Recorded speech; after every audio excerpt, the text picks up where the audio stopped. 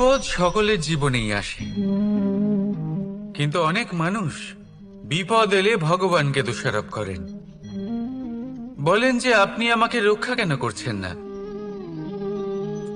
আপনার প্রতি আমার মনে অপার ভক্তি, সর্বদা আপনার জপ করি, তাও আপনি না আমাকে এই বিপদ মুক্ত হওয়ার কোনো পথ দেখাচ্ছেন, না এই বিপদ থেকে আমাকে বের করছেন। এবার এটা হলো আপনার ভাবনা, আপনার দৃষ্টিভঙ্গি। এবার আমি বলি সত্যিটা আসলে কি। সত্যি হলো এটাই যে ঈশ্বর সব সময় আপনার সাথেই আছেন, থাকবেন। দেখুন সেই বীজের দৃষ্টিভঙ্গির দ্বারা যে মাটির নিচে চাপা পড়ে আছে, তাকে পরিণত হতে হবে এক বিশাল সুন্দর বৃক্ষে। তা তখনই হবে যখন তা ভাঙবে, ভাঙবে তখনই যখন সে উত্তাপ পাবে। উত্তাপ কোত্থেকে পাবে? সূর্যের তাপ থেকে। সূর্যের তাপ থেকে ধরিত্রীও বাঁচতে পারে না, তাকে তা সহ্য করতেই হয়। আর যখন এই ধরিত্রী আর এই বীজ এই দুই তপ্ত হয়ে যায়, তখনই এই প্রকৃতি বর্ষা আনে। আর সেই বর্ষার জলেই এই বীজ এক সুন্দর বৃক্ষে পরিণত হয়। আছেন তো ঈশ্বর আমাদের সাথে সব সময়। সেইভাবেই আপনার জীবনে যদি কোনো বিপদ আসে, কোনো সংকট আসে, তার মানে এটা নয় যে আপনারই কোনো পাপের শাস্তি আপনি পাচ্ছেন। হয়তো ভবিষ্যতে আপনাকে একটা সুদৃঢ় কাঠামো হতে হবে, তার প্রয়োজন আছে। তাই এটা হলো তার ভিত। যতটা শিখবেন, যতটা শক্তিশালী হবেন, ততটাই দৃঢ় কাঠামো হবে। নিশ্চয়ই দেখেছেন, অলংকার বানাবার পূর্বে সোনাকেও অনেক রকম পরীক্ষা দিতে হয়, আগুনে তপ্ত হতে হয়। সেইভাবেই যদি আপনি কখনো শূরবীর হতে চান, তাহলে লাক্ষাগৃহের তাপ সহ্য করতেই হবে। তাহলে আসুন আমার সাথে বলুন,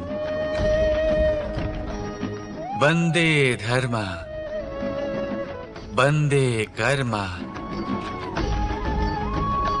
রাধা রাধা। অনেক সময় মানুষ অতীতকে দেখেন আর তখন অহংবোধে পরিপূর্ণ হয়ে ওঠেন।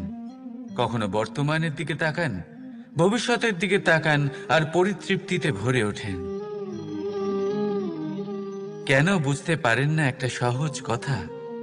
এই যে সৃষ্টি, এই সৃষ্টি হলো একটা বড় চক্র, যা বারংবার আপনার কাছে ফিরে আসবেই। কঠিন থেকে কঠিনতর পরীক্ষায় আপনাকে নিযুক্ত করবে, যাতে আপনাকে উত্তীর্ণ হতেই হবে। যা কাল ছিল তা আজ নেই, এটা সবাই জানেন। যা আজ আছে তা হয়তো কাল থাকবে না, এটাও আপনাকে মেনে নিতে হবে, তাও আবার হাসি মুখে। শান্ত থাকতে শিখুন আর কখনোই মনের মধ্যে অহংকার উৎপন্ন হতে দেবেন না। হতে শিখুন সেই হিমবাহের মতো। হয়তো এই জন্যই এত শীতল থাকে, কারণ ও জানে গতকালও জল রূপে ছিল, আজ বরফ রূপে হয়তো আছে, কিন্তু কাল পুনরায় সে জলেই পরিণত হবে।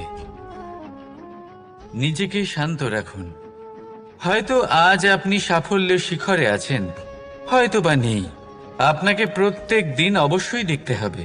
শুধু নিরন্তর প্রচেষ্টা করতে থাকুন, প্রত্যেক পরিস্থিতির জন্য তৈরি থাকুন, আর একে ভারসাম্যে রাখতে শিখুন। আপনার কাল হোক, আজ হোক বা আগামীকাল, আপনার ভালো দিন হোক বা খারাপ দিন, সব পবিত্র হয়ে যাবে। তাহলে আসুন আর আমার সাথে ভালোবেসে বলুন, রাধা রাধা। অন্ধকারাচ্ছন্ন রাত্রি যদি এসে থাকে, তাহলে আলোকিত প্রকাশ নিয়ে সূর্যও অবশ্যই আসে। রোগ যদি এসে থাকে, তাহলে তার ওষুধও অবশ্যই আসে। সমস্যা যদি আসে, তাহলে সেই সমস্যার সমাধানও নিজে থেকেই আমাদের কাছে চলেই আসে। এই সংসার, এই জীবনের শুধুমাত্র একটাই নিয়ম আছে, আর তা হলো এটাই: এই সংসার হলো একটা চক্রের মতো। এতে শাশ্বত বলে কিছু নেই, নিত্য বলে কিছু নেই। আর যা কিছুই রয়েছে সব বদলাতে চলেছে।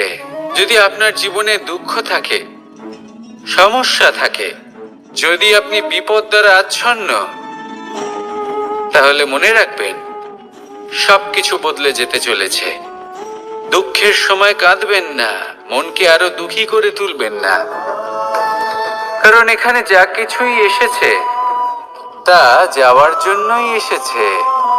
তাহলে এত চিন্তা কিসের? আনন্দ সহকারে জীবন যাপন করুন আর আমার সাথে ভালোবেসে বলুন, রাধা রাধা। যদি কোনো সিংহ বানরের মতো গাছে চড়তে চেষ্টা করে তাহলে কি হবে? একটা মাছ যদি মাটিতে হাঁটতে চেষ্টা করে তাহলে কি হবে? তারা বিফলই হবে। কিন্তু এরকম কেন হয়? তার কারণ হলো প্রকৃতির রচনা কিছুটা এরকম। এখানে প্রত্যেকটি ব্যক্তিকে, প্রত্যেকটি প্রাণীকে আলাদা আলাদা গুণের অধিকারী করা হয়েছে এবং সকলকে একটা সীমাও প্রদান করা হয়েছে। এবার এই যে বৃক্ষ, পশু, পাখি, এদের মধ্যে সেই ক্ষমতাই নেই যে এরা নিজেদের যাচাই করতে পারবে, নিজেদের সীমাগুলো বুঝতে পারবে, নিজেদের সদ্গুণগুলো চিনতে পারবে। এরা সেটা করতে পারবে না। কিন্তু মানুষ তো আলাদা। মানুষের কাছে সেই বিশেষ শক্তি আছে যে তারা পূর্ণরূপে নিজেদের যাচাই করতে পারবে, নিজেকে পূর্ণরূপে বুঝতে পারবে, নিজের দোষ, নিজের অপগুণ, নিজের সদ্গুণ, নিজেদের সীমাগুলো তারা বুঝতে পারবে। আর এটা অত্যন্ত গুরুত্বপূর্ণ। কথায় আছে যে যদি সাফল্য লাভ করতে হয় তাহলে নিজেকে যাচাই করে নিতে হবে।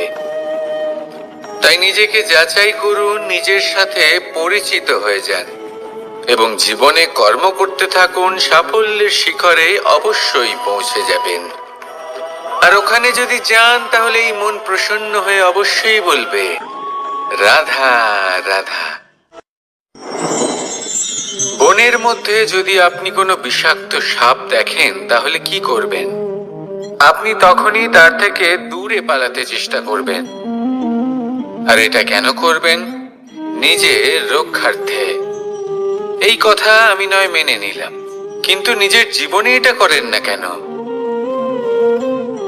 আপনি যেখানেই যান, যে স্থানেই যান না কেন, প্রত্যেক সময়, প্রত্যেক মুহূর্তে এমন বিষাক্ত সাপ আপনি অবশ্যই খুঁজে পাবেন। আর সেই সাপ নয় যাদের আপনি বনে খুঁজে পাবেন, এরা হলো সেই সাপ যা আপনাকে পাপ করতে বাধ্য করবে। আপনার অন্তরের বাসনা, ক্রোধ, অহংকার, লোভ, ঈর্ষা, এদের বৃদ্ধি ঘটাবে। দেখুন, বনের এই সাপ আপনাকে একবার ছেড়ে দিতেও পারে, ছোবল নাও মারতে পারে, কিন্তু এই যে পাপরূপী সাপ আছে তা অবশ্যই ছোবল মারবে। কর্ম যদি করেন তাহলে অবশ্যই ফল পাবেন। সেই জন্য যখনই কোথাও যাবেন, যদি এমন কাউকে দেখেন, যদি এমন কিছু দেখেন যে আপনাকে পাপ করতে বাধ্য করছে, তাহলে সেই মুহূর্তে সেখান থেকে পালিয়ে যান। যেমন বনের সাপ দেখে আপনি পালাতে থাকেন। সৎকর্মের রক্ষা অত্যন্ত আবশ্যক। আসুন আর আমার সাথে ভালোবেসে বলুন, রাধা রাধা। মনুষ্য জীবনের সব থেকে বেশি গুরুত্বপূর্ণ বিষয় হলো মনের একাগ্রতা। এই সংসারের যে কটি মহান কার্য সম্পাদন হয়েছে তা হলো মনের এই একাগ্রতার একমাত্র ফল। আপনি অবশ্যই দেখে থাকবেন, অনেক ছোট বড় নদী যা বয়ে চলে তাদের সামনে একটা বাঁধ নির্মাণ করা হয় সেই সব নদীর জল সঞ্চয় করতে। বাঁধ হয়ে গেলে প্রয়োজন মতো বা মনের ইচ্ছে মতো তাকে ব্যবহার করা সম্ভব। এবার এটাই আমাদের মনের সাথেও সম্ভব। আমাদের মনের একাগ্রতা আজকের দিনে দাঁড়িয়ে বিভিন্ন ধরনের বিকার, ক্রীড়া এবং ভোগের মধ্যে ভাগ হয়ে গেছে। একে একত্রিত করতে হবে, একটা বাঁধ নির্মাণ করতে হবে, কর্মের বাঁধ। আপনাকে শুধু এটাই করতে হবে, যেটা উচিত কর্ম সেটাই করুন, যেটা অনুচিত কর্ম সেটা করা থেকে নিজেকে বিরত রাখুন, ব্যাস। এই কাজটাই আপনি করতে থাকুন, মনের মধ্যে একাগ্রতার বাঁধ নির্মাণ করুন। আর একবার যদি তা নির্মাণ হয়ে যায়, তাহলে যখন চাইবেন, যেখানে চাইবেন, যতটা চাইবেন, একাগ্রতা প্রয়োগ করতে পারবেন। আর একবার যদি আপনি এটা শিখে যান, তাহলে এই সংসারকে বদলে ফেলার মতো কাজ আপনি করতে পারবেন, সমাজকে শোধরাবার মতো কাজ করতে পারবেন। তাহলে এই মনকে একাগ্র করুন আর আমার সাথে ভালোবেসে বলুন, রাধা রাধা। আমরা সবাই ফল খাই, কিন্তু আমাদের সেই ফলই প্রিয় হয় যে পরিপক্ক হয়ে ওঠে, যেটা নম্র হয়, আর যে ফল অনেক বেশি মিষ্টি আর সুস্বাদু হয়ে থাকে, যাদের রঙে বাহার দেখা যায়। সেইভাবে জীবনে আমরা নানান মানুষের সাথে পরিচিত হই, কিন্তু সেই মানুষই আমাদের মন ছুঁয়ে যায় যারা বিনম্র স্বভাবের, যাদের বাণী খুব মধুর, যাদের অন্তরে আত্মবিশ্বাসের একটা তেজ, একটা রং দেখা যায়। এবার এমন ব্যক্তি আমরা কি করে হব? ঠিক সেইভাবেই যেমন একটা ফল রোদ, বর্ষা, শীত, বায়ু, এই সকল সংকটময় পরিস্থিতির সম্মুখীন হয়ে পরিপক্ক হয়ে ওঠে, সেইভাবেই মানুষ সংকটময় পরিস্থিতির সম্মুখীন হয়ে পরিপক্ক হয়ে ওঠেন। যদি এই সংকটের সম্মুখীন হন, তাহলে অভিজ্ঞ হবেন, আর এই অভিজ্ঞতাই শিক্ষা দিয়ে যাবে। এই অভিজ্ঞতা আমাদের শিখিয়ে দেয় যে আমাদের বিনম্র থাকতে হবে। অহংকার করে কোনো লাভ নেই। মধুর বাণীর যে কি মূল্য তা আমরা শিখতে পারি। এই অভিজ্ঞতাই আমাদের বুঝিয়ে দেয় যে উচিত অনুচিত কোনটা, আমাদের দৃষ্টিভঙ্গি তৈরি করে, আর এই দৃষ্টিভঙ্গি দ্বারা আত্মবিশ্বাস জাগ্রত হয়। সেই জন্য জীবনে কখনো বিপদ থেকে দূরে পালাবেন না, সেগুলোর সম্মুখীন হন, অভিজ্ঞতা লাভ করুন, তার থেকে শিক্ষা লাভ করুন, এইভাবেই পরিপক্ক হবেন। আসুন আমার সাথে ভালোবেসে বলুন, রাধা রাধা। ধন সঞ্চয় করা সম্ভব, আর সেই জন্য ধন সব থেকে বেশি মূল্যবান সম্পত্তি নয়। এবার আপনি বলবেন, এ আমি কি বলছি? এই ধন খুব মূল্যবান, আমরা সকলে অর্জন করতে ব্যস্ত। সেটা এই কারণে, কারণ আপনারা জানেন না এই সংসারের সব থেকে বেশি মূল্যবান সম্পত্তি কি। এ হলো সেই সম্পত্তি যা কখনো সঞ্চয় করা সম্ভব নয়। আপনার কাছে যতই ধন থাকুক, তা দিয়ে আপনি স্বাস্থ্য লাভ করতে পারেন, বাড়ি কিনতে পারেন, আদি ইত্যাদি, কিন্তু আপনি যতই ধনী হন না কেন, ফেলে আসা দিনের একটা মুহূর্ত আপনি লাভ করতে পারবেন না। এই একটা মুহূর্ত, এই সময়, এটাই হলো সংসারের সব থেকে মূল্যবান সম্পত্তি। একবার চলে গেলে তা কখনোই ফিরে আসে না। আর এই মুহূর্ত যতই চলে যাক না কেন, আমরা স্মৃতির মাধ্যমে সেগুলি যাপন করতে পারি, তার আনন্দ উপভোগ করতে পারি। আর যার সাথে আমরা সময় অতিবাহিত করেছি, তার স্মৃতিতে আমরা চিরকাল জীবিত থাকতে পারি। সেই জন্য সময় সব থেকে মূল্যবান সম্পত্তি, তাকে এইভাবে নষ্ট করবেন না। প্রত্যেকটা মুহূর্ত উপভোগ করুন, আনন্দ করুন, আর ভালোবেসে বলুন, রাধা রাধা। কনক, কি সুন্দর একটা শব্দ। এর অনেকগুলো রূপ রয়েছে, অনেকগুলো অর্থ রয়েছে।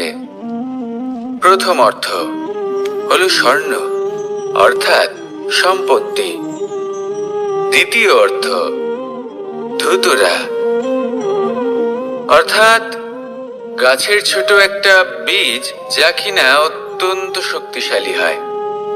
যদি বেশি মাত্রায় এর প্রয়োগ করা হয়, তাহলে এটা বিষময় হয়ে উঠতে পারে।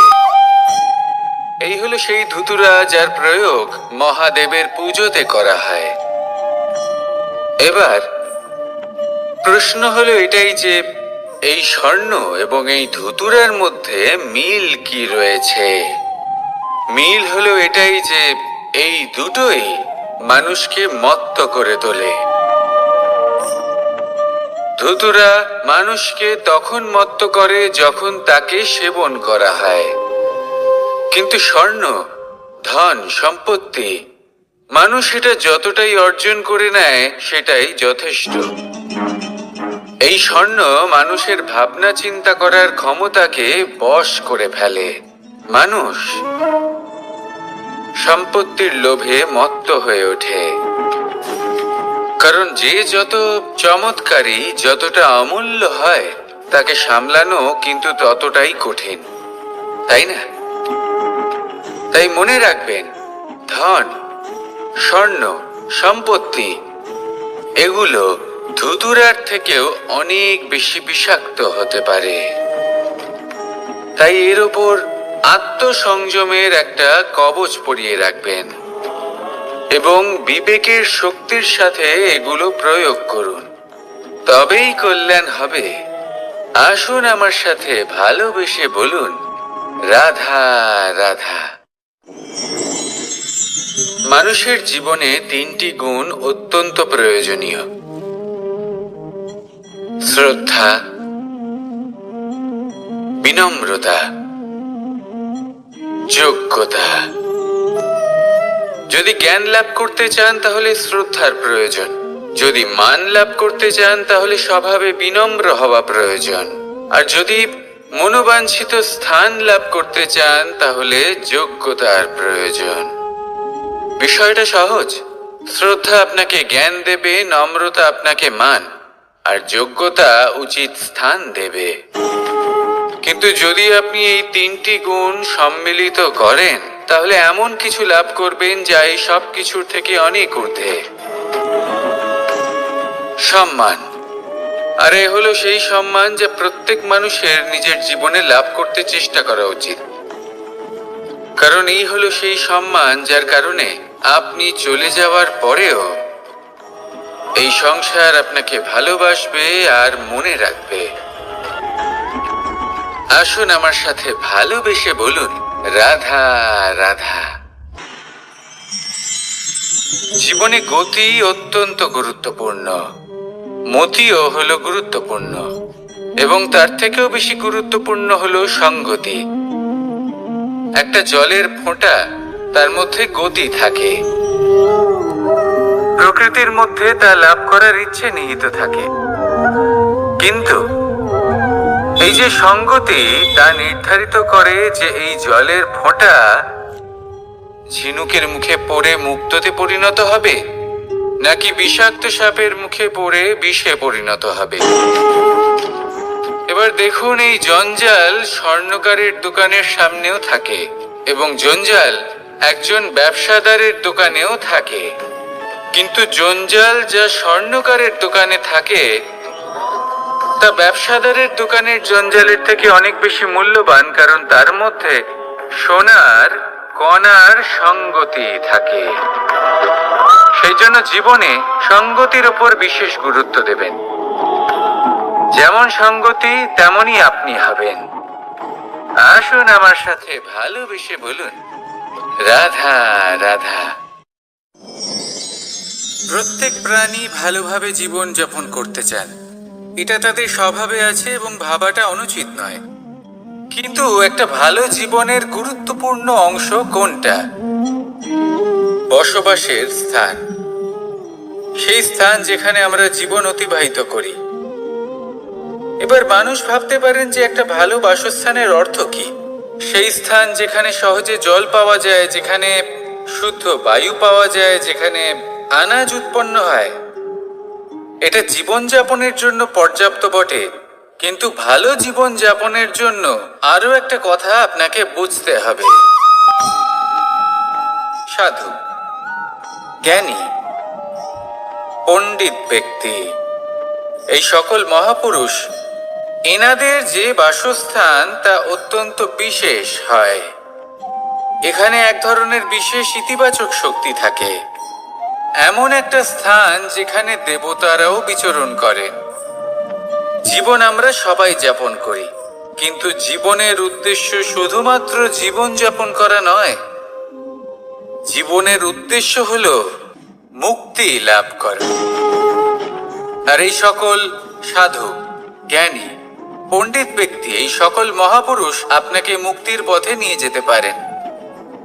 কারণ এরা হলেন সেই মহাপুরুষ যারা নিজেদের অন্তরের বিকার, অহংকার, ক্রোধ, বিদ্বেষ এই সকল দোষগুলিকে ত্যাগ করেছেন, এদের উপর বিজয় লাভ করেছেন। এমনই একজন ব্যক্তি আপনাকে মুক্তির পথে নিয়ে যেতে পারে। প্রয়োজন হলো শুধুই এনাদের চিনতে পারা, এদের কথা বুঝতে পারা এবং এদের দেখানো পথে চলা। যদি আপনি এটা করতে পারেন, তাহলে এই মন প্রফুল্ল হয়ে বলবে, রাধা রাধা। আমি এখানে একা এই বনে বসে আছি, বাঁশি বাজাচ্ছি। কার জন্য? কে আছেন এখানে? কেউ নেই।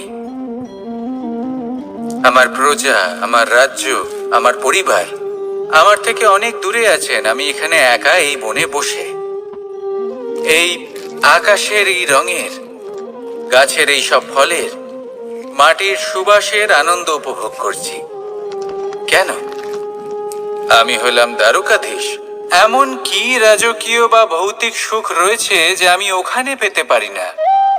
সবকিছুই পেতে পারি, তাও এখানে বনে একা বসে আছি। কোন সুখ খুঁজে চলেছি? একা থাকার সুখ। আমরা প্রত্যেকদিন অনেক মানুষের সাথে, চিন্তাধারার সাথে, কর্মের সাথে, পরিস্থিতির সাথে, সুখ দুঃখের দ্বারা বেষ্টিত থাকি। জীবনের এই চক্রে আমরা জড়িয়ে পড়তে থাকি। যতই আমরা এই সমস্যার সমাধান করি, আমরা ততই এতে জড়িয়ে পড়ি। আমরা এতটাই জড়িয়ে পড়ি যে যখন আমরা আয়নায় নিজেদের দেখি, তখন আমরা নিজেদের চিনতেই পারি না। এমন মনে হয় যেন আমরা নিজেদের হারিয়ে ফেলেছি। সেই জন্য প্রত্যেক দিন আপনি কিছু সময় নিজের সাথে কাটান একান্তে। এটা অত্যন্ত আবশ্যক। নিজের অস্তিত্বের গভীরে গিয়ে দেখতে শিখুন, নিজেকে বুঝুন। অদ্ভুত শান্তির অনুভূতি হবে। যেমন এই বায়ু, এই বৃক্ষ, এই পুষ্প, এই নিসর্গ, এদের মতো আপনিও কখনো একলা হতে শিখুন। কখনো নিসর্গের একটা অংশ হয়ে দেখুন। এই মন প্রসন্ন হয়ে বলবে, রাধা রাধা। ওমায় কি, আমি কখন থেকে এখানে অপেক্ষা করছি, হাত পেতে দাঁড়িয়ে রয়েছি যাতে একটা ফল আমার হাতে এসে পড়ে এবং সেটা আমি খেতে পারি। কখন থেকে অপেক্ষা করছি, কিন্তু সেটা হচ্ছেই না। এবার আপনি বলবেন যে এসব কি বলছি, এ কি অদ্ভুত কথা বলছি। যদি ফল খেতে হয় তাহলে আমাকে বৃক্ষে চড়তে হবে, ফলের কাছে পৌঁছতে হবে, তবেই তো ফল পাবো। এবারে এটা অত্যন্ত সহজ ব্যাপার, কিন্তু এই বিষয়টা আপনি নিজের জীবনের প্রসঙ্গে ভেবে দেখুন। লক্ষ্য কোথায় আছে আপনি জানেন, সেই লক্ষ্যে পৌঁছানোর পথ কি সেটাও আপনি জানেন, সেই পথে চলার ক্ষমতাও আপনার রয়েছে, কিন্তু তাও আপনি নিজের লক্ষ্য লাভ করতে পারছেন না। কেন? কারণ আপনি অপেক্ষা করছেন যে লক্ষ্য আপনার সামনে চলে আসবে, কিন্তু তা হয় না। লক্ষ্য সে যাই হোক না কেন, ধন হোক, প্রেম হোক, কোনো সম্মান হোক বা মোক্ষ হোক, যদি আপনি তার দিকে অগ্রসর না হন, তাহলে ফল প্রাপ্তি অসম্ভব ব্যাপার। তা কোনোদিনই হবে না। সেই জন্য আপনার চোখের সামনে আপনি যদি নিজের লক্ষ্যকে দেখতে পান, তাহলে উঠুন এবং সেই দিকে অগ্রসর হতে শুরু করুন। নিজের অন্তরের সকল অশুভ গুণ দূর করুন, অলসতা ত্যাগ করুন, অজ্ঞানতা ত্যাগ করে দিন এবং চলতে থাকুন। অবশ্যই মনোবাঞ্ছিত ফল লাভ করতে পারবেন। মনে রাখবেন, চলতে থাকলে তবেই লক্ষ্য প্রাপ্তি হবে। অপেক্ষার দ্বারা শুধুমাত্র মৃত্যু লাভ হবে। আসুন আমার সাথে ভালোবেসে বলুন, রাধা রাধা। আমি দ্বারকাধীশ এবং আমার সভাতে বিভিন্ন সময় বিভিন্ন ধরনের মানুষ আসেন, নিজেদের দাবি নিয়ে, নিজেদের ইচ্ছে নিয়ে। কখনো কেউ ভোজন চান, আবার কখনো কেউ ওষুধ। কখনো কেউ বস্তু চান, কেউ আবার চান বস্ত্র। কারোর জ্ঞান চাই, কারোর ধন চাই, আবার কারোর বাসস্থান। অনেক সময় আমি এই অনুরোধ, এই ইচ্ছে পূর্ণ করি না। এবার আপনি এটা ভাবতেই পারেন যে কৃষ্ণ তো তাহলে লোভী, ওর কাছে তো সবকিছুই রয়েছে, তারপরেও সে নিজের প্রজার ইচ্ছে পূর্ণ করে না, তাদের সমস্যাগুলি বুঝতে পারে না, তাদের সুখ স্বাচ্ছন্দ্য প্রদান করে না। আসল সত্য হলো এটাই যে কোনো সবল ব্যক্তি, যে কোনো গৃহস্থ ব্যক্তি যে কাজ করতে সক্ষম, তার পরিশ্রম দ্বারাই নিজের প্রয়োজনগুলি এবং ইচ্ছেগুলি পূরণ করা উচিত। এটা অত্যন্ত প্রয়োজনীয়। আর এগুলো তিনি করতে পারেন শিল্প, ব্যবসা, আচরণ অথবা জ্ঞানের ভিত্তিতে। এই পথে চলতে হবে, পরিশ্রম করতে হবে, তবেই সে কিছু অর্জন করতে পারবে। এবার এমন কোনো ব্যক্তি যার এই সব কিছুতে কোনো রুচি নেই, যে কিছুই করতে চায় না, সে কিছুই অর্জন করতে পারবে না। এবার এরকম কোনো ব্যক্তিকে যদি আমি কোনো বস্তু প্রদান করি, তাহলে কি হবে? সে পরাধীন হয়ে যাবে, আর সেটা উচিত হবে না। তাহলে কি করা উচিত? তাকে পথ দেখানো, তাকে বোঝাতে হবে যে কোন পথে চলে তুমি নিজের লক্ষ্য প্রাপ্ত করতে পারবে। শিল্প, জ্ঞান, আচরণ এবং ব্যবসা, এই পথে কিভাবে চলে সেটা শেখাতে হবে। আর আমি সেটাই করি। তার ফলে কি হয়? ব্যক্তি স্বাধীন হয়ে যায়। সংসারে সে যা চাইবে তাই প্রাপ্ত করতে পারবে, কখনো কারোর থেকে কিছু চাইবার প্রয়োজন পড়বেই না। এই কথাটা সবসময় মনে রাখবেন। যখনই দান করবেন, তা ভাবনা চিন্তা করে এমন ভাবে দান করবেন যাতে সামনের ব্যক্তি স্বাধীন হতে পারে, পরাধীন নয়। আসুন আমার সাথে ভালোবেসে বলুন, রাধা রাধা। করতে শিখুন। পাণ্ডব, পাণ্ডবরা বন থেকে এসেছিলেন। ওনাদের কাছে না কোনো ধন ছিল, না কোনো সম্পদ, না বিদ্যা। নিজের পরিশ্রমের দ্বারা ওনারা বিদ্যা অর্জন করেছিলেন, আর তার দ্বারাই সম্পদ অর্জন করলেন, আর ধনও অর্জন করলেন। এই পাণ্ডব ছিলেন অত্যন্ত কুশল এবং শক্তিশালী। যুধিষ্ঠির নিজের পরিশ্রম দ্বারা এমন জ্ঞান অর্জন করেছিলেন যে এই সংসার ওনাকে ধর্মরাজ যুধিষ্ঠির অভিহিত করেছিল। দেখতে গেলে পাণ্ডবদের কাছে সবকিছুই ছিল, কিন্তু যখন বিষয় এলো আরো ধন লাভ করার, তখন যুধিষ্ঠির, যিনি পাণ্ডবদের মধ্যে জ্যেষ্ঠ, তিনি সকল পাণ্ডবদের সাথে দ্রুত ক্রীড়ায় অংশগ্রহণ করে ফেললেন। এর ফলে না শুধু ধনলক্ষ্মী, ধর্মলক্ষ্মী, বিবেক লক্ষ্মী কেউ হারালেন, আর শুধু তাই নয়, নিজের গৃহলক্ষ্মী দ্রৌপদীকেও হারিয়ে ফেললেন। এর কারণ কি? ভুলে গেলেন খুব সহজ একটা কথা। এই সংসারে সম্মান এবং সাফল্য দুটোই পরিশ্রমের দ্বারা লাভ করতে হয়, কিন্তু দ্রুত ক্রীড়ার এই খেলা আমাদের ভাগ্যের উপর নির্ভরশীল। এই সংসারে দুটি পথ রয়েছে। একটা পথ যেখানে কর্ম এবং পরিশ্রমের দ্বারা আপনি নিজের পথ নিজেই রচনা করতে পারবেন, আর দ্বিতীয় পথ হলো যেখানে এই ভাগ্য এক মুহূর্তে আপনাকে শিখরেও পৌঁছে দিতে পারে, আবার ধূলিসাৎ করে দিতে পারে। আপনি কোন পথ বাছবেন, সেই চয়ন আপনারই। আসুন আর আমার সাথে ভালোবেসে বলুন, রাধা রাধা। কোনো এক সময়ের ঘটনা এটা। মা এবং বাবা হাটে গিয়েছিলেন। তখন আমি আর দাদা গিয়েছিলাম গরু চড়াতে। আমরা বাড়ি ফিরে এলাম, আর মা সেই সময় একটা কাজ করতেন। যখনই হাটে যেতেন, দরজা তালা বন্ধ করে যেতেন। উনি খুব ভালো করে জানতেন যে যদি ওনার এই মাখন চোর সঠিক সময়ে পৌঁছে যায় তাহলে এক ফোঁটাও মাখন ওনার অবশিষ্ট থাকবে না। এবার ঘটনা কিছুটা এরকম হলো যে মা আর বাবা মাঝে মাঝে হাটে যেতেন, তাই মাঝে মাঝেই দরজা তালা বন্ধ করতে হতো। যখন মা আর বাবা ফিরে এলেন তখন বাবা ভুলে গিয়েছিলেন যে এই চাবির গোছা থেকে ঠিক কোন চাবিটা দরজার তালা খোলার জন্য উপযোগী। উনি চেষ্টা করতে শুরু করে দিলেন। একটার পর একটা চাবি দিয়ে উনি চেষ্টা করতে থাকলেন, কিন্তু সেই দরজার তালা তো খুলতেই চাইছিল না। ওনার মাথা থেকে ঘাম পড়তে শুরু করলো। তখন মা বললেন যে তালা ভেঙে দেওয়া যাক। মা চলে গেলেন আর বাবা বললেন না না দাঁড়াও, আর কিছু চাবি বাকি আছে, এটা হয়তো খুলতে পারবো। মা হাতুড়ি নিয়ে চলে এলেন সেই তালা ভাঙার জন্য, আর তখনই বাবা শেষ চাবিটা প্রয়োগ করলেন আর দরজার তালা খুলে গেল।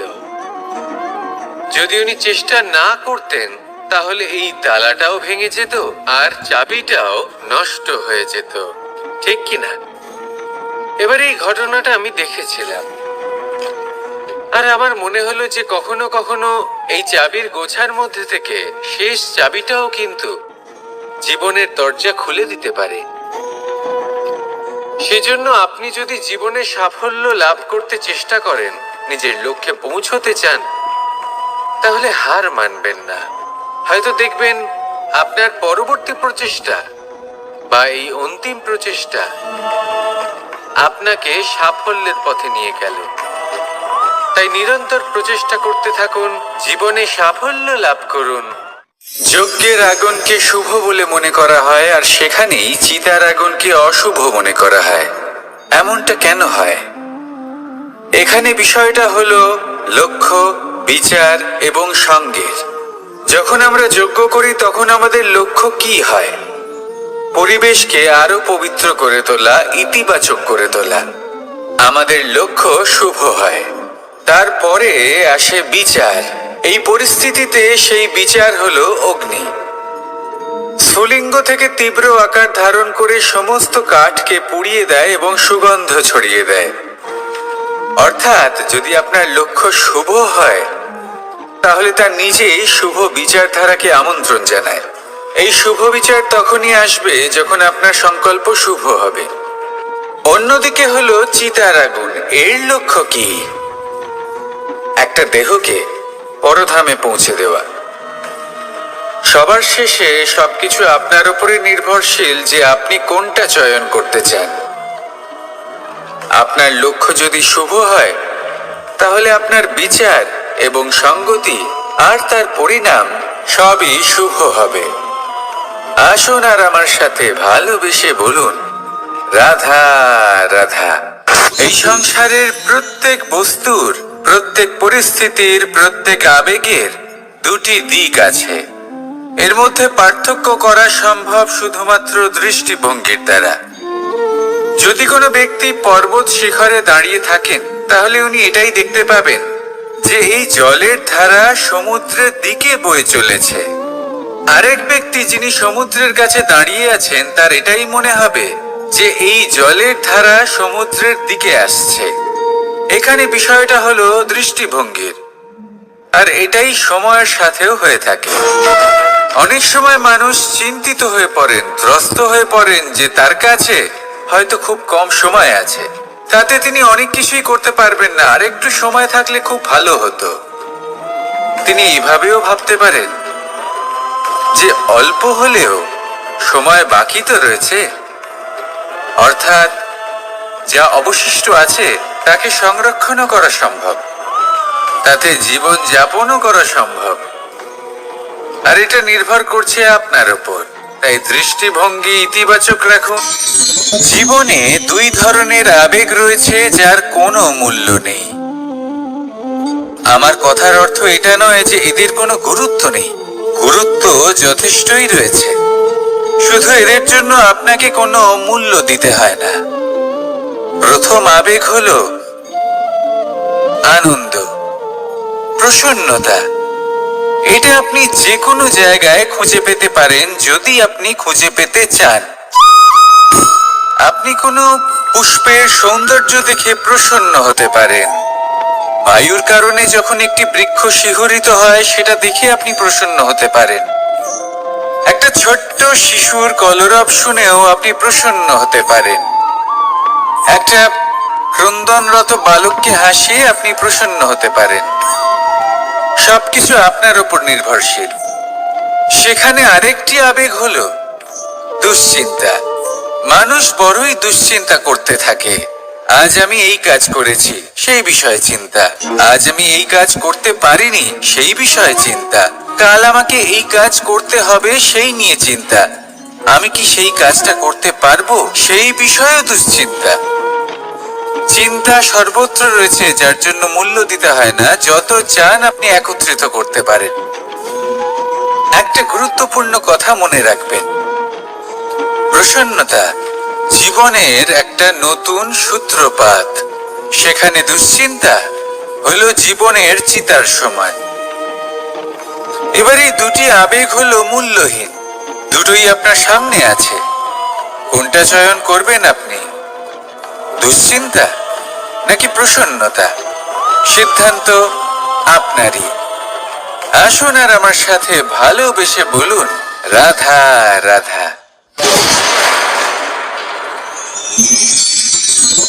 ধন, সম্পত্তি, এগুলো আসলে কি? এগুলো শুধু সেই মূল্য যার দ্বারা আমরা কোনো কিছু অর্জন করতে পারি।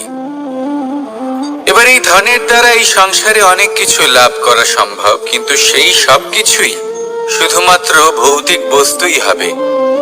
ভৌতিক সামগ্রী, ভৌতিক সুবিধা। অর্থাৎ আপনার কাছে যতই ধন থাকুক, তা আপনাকে শান্তির ঘুম এনে দিতে পারবে না।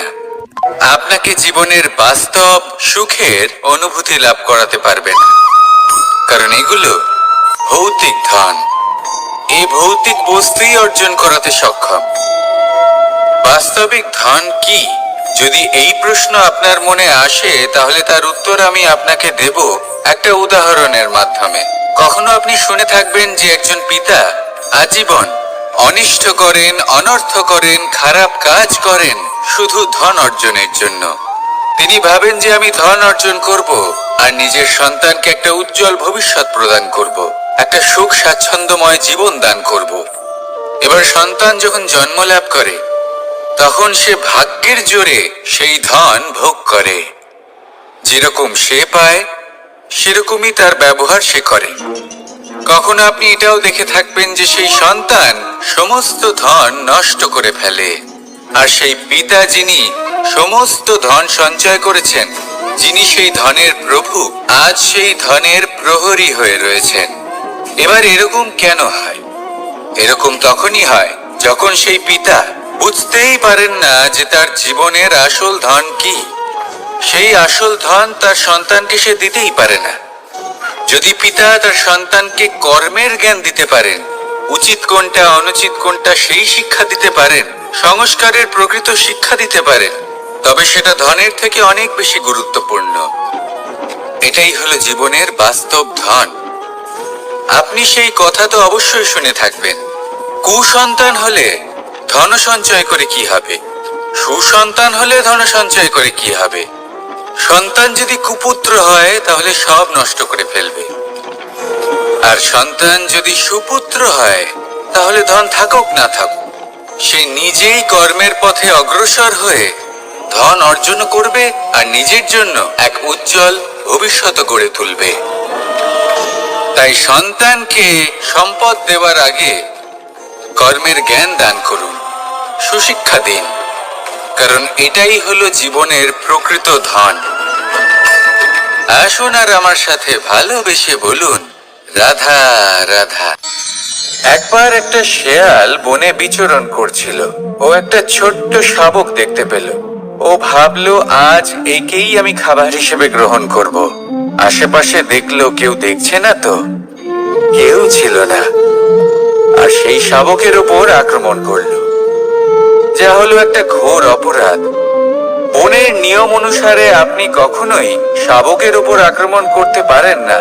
তারপর এই খবরটা যখন রাজা সিংহ জানতে পারলেন, সভার আয়োজন করলেন। কিন্তু সেখানে শেয়াল বলল, আমি তো এরকম কিছু করিনি। কিন্তু যদি আপনি এরকম বলেন, কোনো প্রমাণ দিন, এর কোনো সাক্ষী আছে?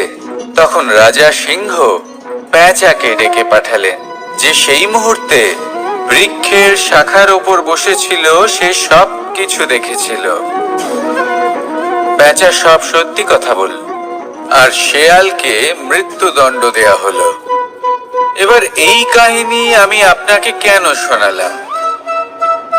কারণ মানুষও কখনো কখনো এরকম কর্ম করেন যা শিয়াল করেছে। এটা ভাবেন কেউ দেখছে না, যখন আমি অনুচিত কর্ম করতেই পারি। কিন্তু না, আপনি যাই করুন না কেন, কেউ না কেউ অবশ্যই তা দেখছে। কোনো ব্যক্তি না হলেও কোনো প্রাণী, না হলে কোনো যক্ষ বা দেব বা প্রেত। যদি এনারা কেউ না দেখেন, তাহলে ধরিত্রী মাতা দেখেন, যেখানে দাঁড়িয়ে আপনি সেই কর্ম করছেন, তাই না? তাই একটা কথা সবসময় মনে রাখবেন, কে দেখছেন কে দেখছেন না, সেই বিষয়ে ভাবা ছেড়ে দিন।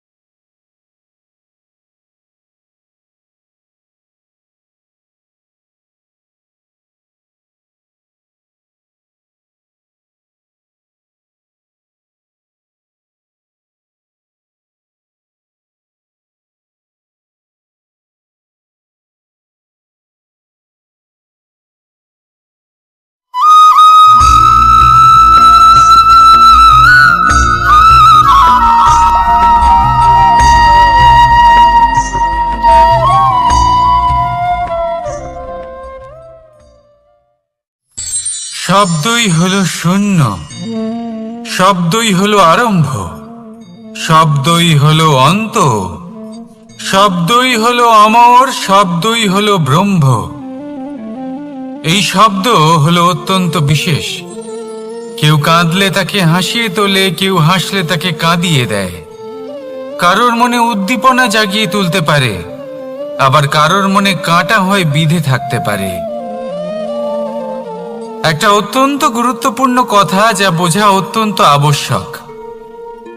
আপনার মন, আপনার হৃদয় যতই শুদ্ধ হোক না কেন, যতই পবিত্র হোক না কেন, আপনার দৃষ্টিভঙ্গি যতই স্পষ্ট হোক না কেন, যদি আপনার কথা পবিত্র না হয়, যদি আপনার শব্দ শুদ্ধ না হয়, তাহলে তা আপনাকে আপনার কর্মফল ভোগ করতে বাধ্য করবেই। একটা সহজ উদাহরণ দিই। আপনার জীবনে এমন কেউ অবশ্যই থাকবেন যাকে আপনি পছন্দ করেন না, যিনি হয়তো অধর্মী মানুষ, যিনি হয়তো দুর্বুদ্ধি সম্পন্ন মানুষ, কিন্তু তার জন্য অপশব্দ প্রয়োগ করলে তার মধ্যে কোনো পরিবর্তন আসবে না, তার মানসিকতা বদলাবে না, শুধু মনে প্রতিশোধ স্পৃহা জেগে উঠবে, মনে হিংসা জাগবে, আর কিচ্ছু নয়। সেই জন্য নিজের শব্দকে নিয়ন্ত্রণ করুন, নিজের কথা সংযত করুন। শ্রেষ্ঠ থেকে শ্রেষ্ঠতর মানুষকেও